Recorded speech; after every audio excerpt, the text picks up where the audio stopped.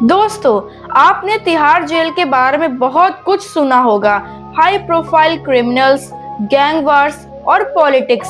पर क्या आपने उन कैदियों की चीख सुनी है जो मरने के बाद भी यही बंद हैं? दोस्तों, तिहाड़ जेल इंडिया की सबसे सुरक्षित जेल है, पर कहते हैं वार्ड नंबर 7 में कुछ ऐसे कैदी हैं जो मरने के बाद भी रिहा नहीं हुए। एक जेलर ने जब उस वार्ड में रात गुजारी तो उसने किसी को देखा। सवाल ये है, क्या वो कैदी जिंदा था या कुछ और?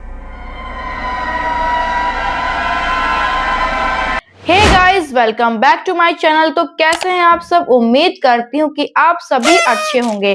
तो दोस्तों, तिहाड़ जेल सिर्फ एक नाम नहीं बल्कि एक खौफ है। दिल्ली के दिल में बसी ये जेल सबसे बड़ी जेल कही जाती है। लेकिन क्या आपने कभी सोचा है कि इन ऊंची दीवारों के पीछे, जहां सूरज की रोशनी भी डर डर कर पूछती है, वहां क्या दफन है?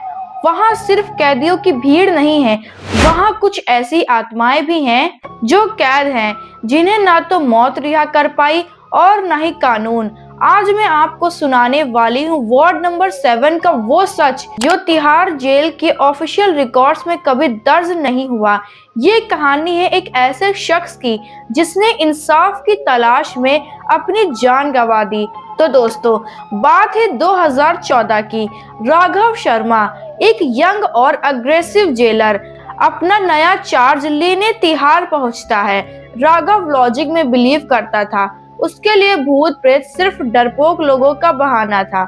लेकिन जैसे ही उसने तिहाड़ के गेट नंबर 3 में कदम रखा, उसे महसूस हुआ कि यहाँ की हवा थोड़ी भारी है।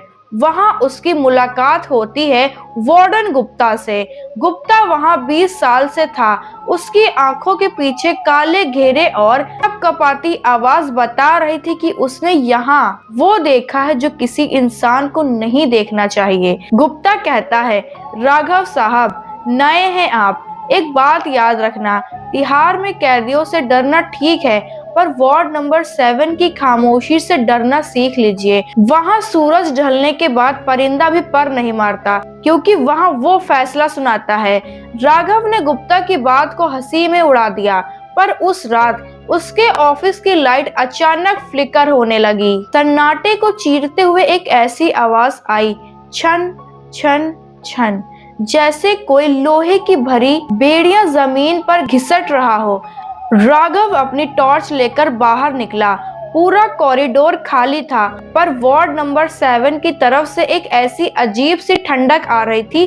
वहां उसने देखा एक पुराने सफाई कर्मचारी शंभू काका कोने में बैठे जमीन पर कोयले से लकीरें खींच रहे थे। राघव चिल्लाता है, शंभू, ये क्या बदतमीजी है? इतनी रात को यहाँ क्या कर रहे हो? शंभू ने धीरे से सर उठाया।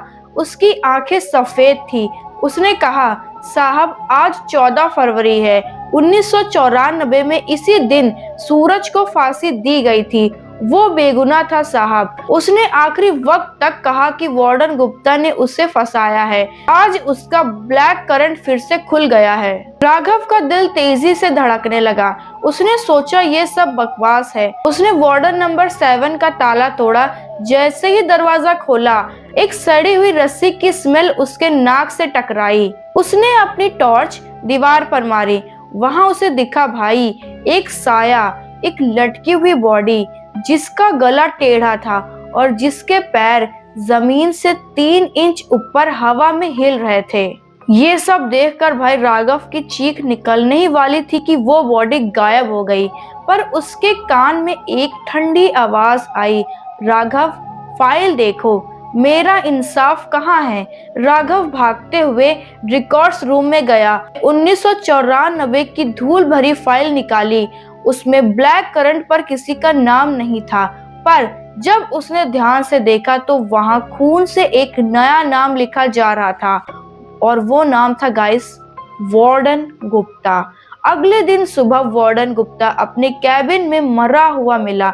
उसकी गर्दन उसी तरह मुड़ी हुई थी जैसे किसी ने उसे फांसी दी हो। पुलिस ने इसे सुसाइड कहा, पर राघव जानता था कि ये मौत नहीं, सजा थी। दोस्तों, तिहाड़ जेल का वार्ड नंबर 7 आज भी बंद है। लोग कहते हैं कि आज भी वहां सूरज की बेड़ियों की आवाज आती है। क्या आपको लगता है कि जेल की दीवारें गुनाहों को छुपा सकती है, या मौत के बाद सबका हिसाब होता है? अगली बार जब आप तिहाड़ के रास्ते से गुजरे तो एक बार उस ऊंची दीवार की तरफ देखना, शायद कोई वहां से आपको देख रहा हो। अगर आपको ये कहानी पसंद आई हो तो भाई कमेंट में जस्टिस लिखिए और बताइए, क्या आपको ऐसी और जेल स्टोरीज सुननी है? तो भाई कमेंट सेक्शन में मुझे जरूर बताइएगा। सो मिलते हैं ऐसी और अमेजिंग हॉरर स्टोरीज के साथ। तब तक के लिए बाय बाय, टेक केयर।